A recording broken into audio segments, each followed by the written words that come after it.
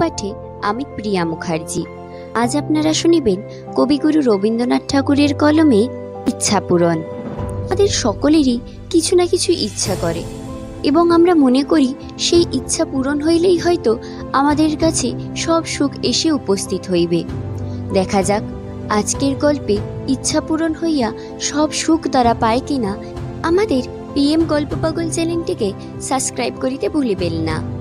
শুরু করা যাক আজকের গল্প ইচ্ছা পূরণ। সুবল চন্দ্রের ছেলেটির নাম সুশীল চন্দ্র, কিন্তু সকল সময় কি আর মানুষের নামের মতো মানুষটি হয়? এই জন্য সুবল চন্দ্র কিছু দুর্বল ছিলেন এবং সুশীল চন্দ্র বড় শান্ত ছিলেন না। ছেলেটি পাড়া সদ্য লোককে অস্থির করিয়া বেড়াইত। সেই জন্য বাপ মাঝে মাঝে শাসন করিতে ছুটিতেন, কিন্তু বাপের পায়ে ছিল